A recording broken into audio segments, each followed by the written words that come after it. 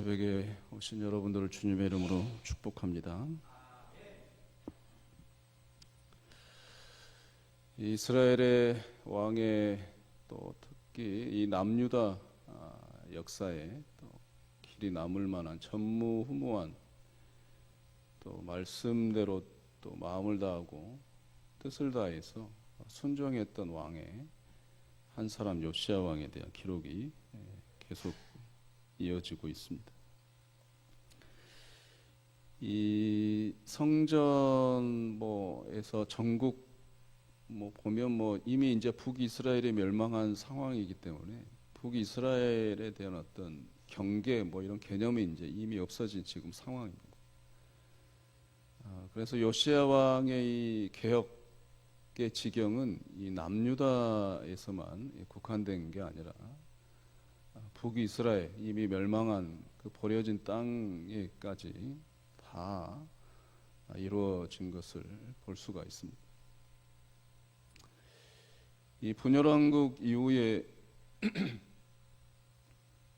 여로보암의 베델에서 단까지 이 우상을 만든 또 산당을 지은 이 시기로부터 이 300년 정도가 흘렀습니다.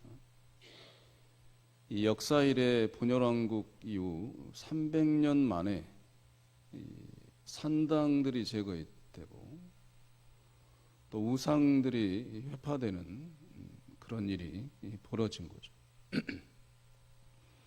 근데 이게 우연이 아니고 열왕기상 13장에 가보면 하나님께서 이미 이름 없는 그 선지자를 통하여 여로보암 왕이 산당들을 베델에서 단까지 지은 이 시기에 이미 예언을 하셨어요.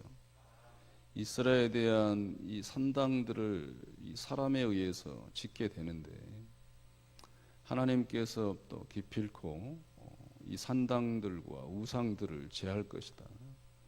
이런 말씀을 이미 300년 전에 말씀을 해놓은 오늘 본문은 예언의 성취라 말씀할 수 있습니다.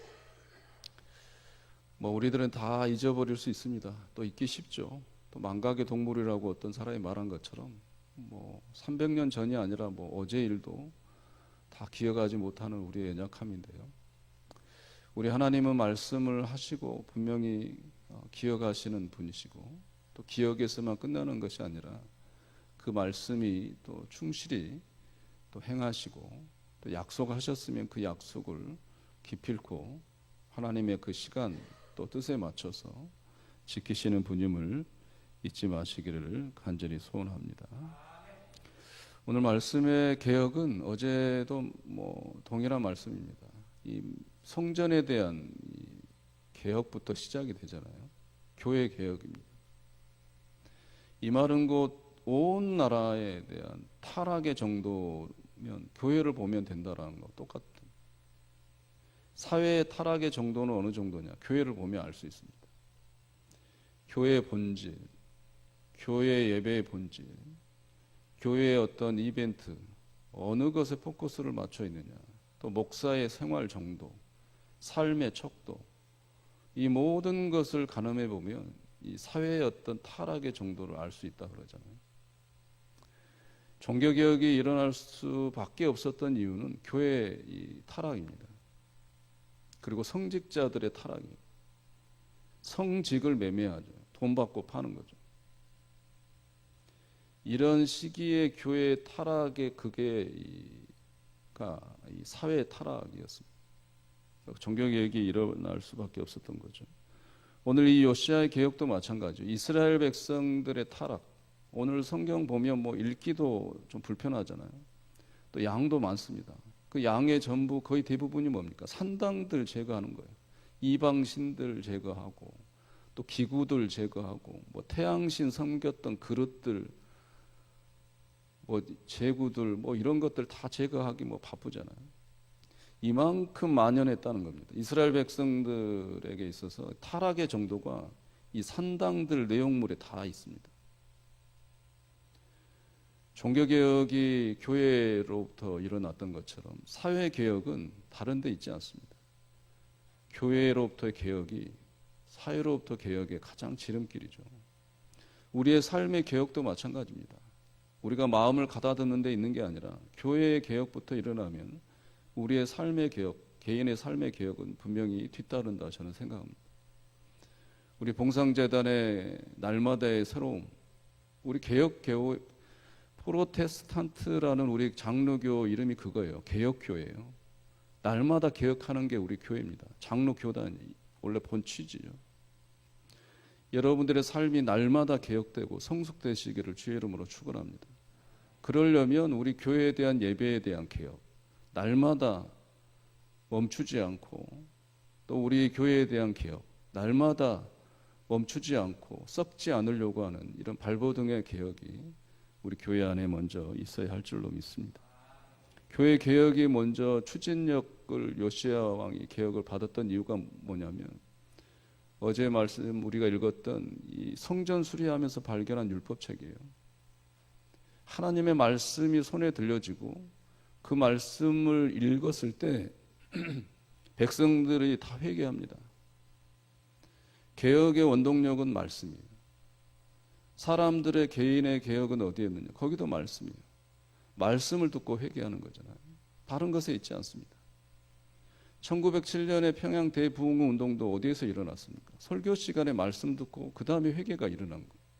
목사부터 시작해서 장로님들 그렇게 이어지는 거잖아요. 우리의 삶 가운데 여러분들이 하나님의 말씀을 듣고 또 울림이 있고 그 울림이 있은 후에 회개가 있어서 여러분들의 삶이 180도의 그런 전환을 할 수 있는 우리 모두의 삶이 되시기를 주의 이름으로 축원합니다. 그만큼 말씀이 중요합니다. 계시록 1장 3절에 보면 그런 말씀이 있습니다. 이 말씀을 듣고 지키는 자, 이 말씀을 읽고 듣고 주의 말씀을 행하는 자는 복이 있도다. 하나님의 말씀을 듣고 읽고 그것을 순종하고 심플합니다. 그런 사람에게 복이 있는 거예요. 그런 사람에게 회개가 있는 거고 그런 사람에게 삶의 개혁이 일어난다. 그러니 복이 있을 수밖에 없는 거죠. 우리 안에 하나님의 말씀 운동, 그러므로 인해서 우리 안에 회개 운동, 이게 한 번이 아닙니다.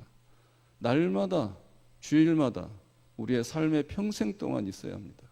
말씀을 읽고 말씀을 듣고 말씀을 지키고 또 회개의 운동이 일어나고 또 말씀을 읽고 말씀을 듣고 순종하고 또 회개의 운동이 일어나고, 그러할 때 우리의 개혁이 또 유지될 줄로 믿습니다. 21절에 보면 좀 황당한 말씀이 이런 6월절을 요시야 왕 때 지키는데 이전에 이렇게 성대하게 지킨 적이 없었다.